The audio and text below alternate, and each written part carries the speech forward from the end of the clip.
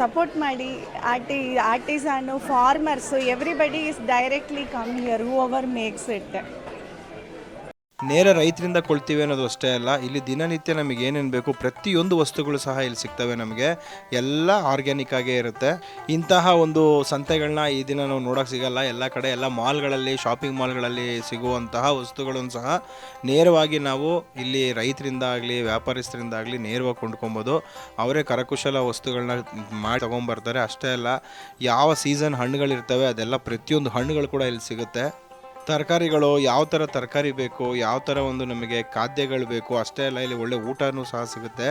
ಇಲ್ಲೇ ಬಂದು ಊಟನ ರೆಡಿ ಮಾಡಿ ಜನಗಳಿಗೆ ಬಡಿಸ್ತಾ ಇರ್ತಾರೆ. ಅದನ್ನು ಸಹ ನಿಮಗೆ ತೋರಿಸ್ತೀನಿ ನಾನು.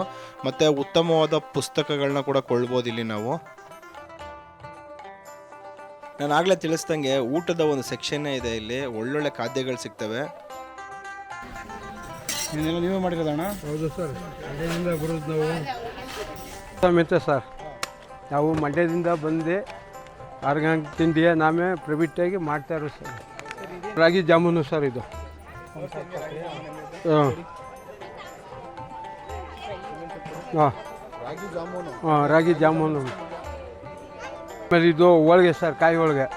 ಇದು ಕಜ್ಜಾಯ, ಇದು ರಾಗಿ ಚೋಚು, ಇದು ಮಿಲ್ಲಿಟ್ಟು, ಇದು ಚಕ್ಲಿ, ಇದು ಹಪ್ಳ, ಮಿಲ್ಲಿಟ್ ಹಪ್ಳ. ಹಾಂ ಹಪ್ಳ ಸೊಂಡಿಗೆಲ್ಲ ತೀರೋಗಿದೆ ಸರ್. KP ನಗರದಿಂದ ಬರ್ತೀವಿ. ವೆರೈಟೀಸ್ ಆಫ್ ಗಿರ್ಮಿಟ್ಸ್ ಇದ್ದಾವೆ. ಆಮೇಲೆ ಜವಾರ್ ರೋಟಿ ಪಾಪಡ್ ಮಸಾಲ ಇದೆ. ರಾಗಿ ಮೊಳಕೆ ತರಿಸಿ ಹಾಲಿದೆ. ಎಳ್ಳಿಂದ ಹಾಲಿದೆ.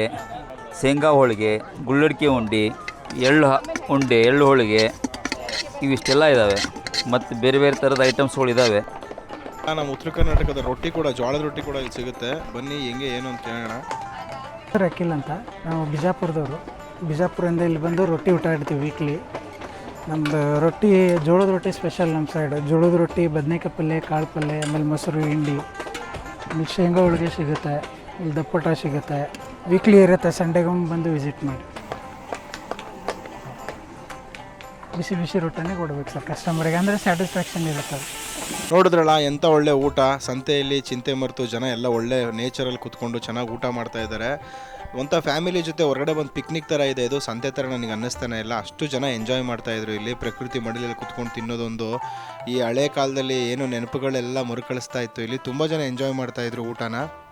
ಬೆಂಗಳೂರಾಗಿ ಇದ್ಕೊಂಡು ಇನ್ನೂ ನೀವು ಈ ಸಂತೆಗೆ ಬಂದಿಲ್ಲ ಅಂದರೆ ರೈತರಿಗೆ ನೀವು ಸಪೋರ್ಟ್ ಮಾಡ್ತಿಲ್ಲ ಅಂತ. ರೈತರಿಗೆ ನಾನು ಸಪೋರ್ಟ್ ಮಾಡಬೇಕು ಅನ್ನೋ ಮನೋಭಾವನೆ ನಿಮ್ಮಲ್ಲಿದ್ರೆ ದಯವಿಟ್ಟು ಬನ್ನಿ, ರೈತರಿಂದ ನೇರವಾಗಿ ಕೊಳ್ಳಿ ಈ ರಾಗಿಕಾಣ ಸಂತೆಯಲ್ಲಿ. ಇಲ್ಲಿ ಬಂದರೆ ನೀವು 4 ಜನಕ್ಕೆ ಹೇಳ್ತೀರಾ, ಅದರಲ್ಲಂತೂ ಮೋಸ ಇಲ್ಲ. ಯಾವುದೇ ಪ್ರಿಸರ್ವೇಟಿವ್ ಇಲ್ಲ. ದಿನನಿತ್ಯದ ಪ್ರತಿಯೊಂದು ವಸ್ತುನೂ ಸಿಗುತ್ತೆ. ಅಷ್ಟೇ ಅಲ್ಲ, ಒಳ್ಳೆ ಪ್ರಕೃತಿ ಮಡಿಲಲ್ಲಿ ಇರೋದು ಈ ಸಂತೆ.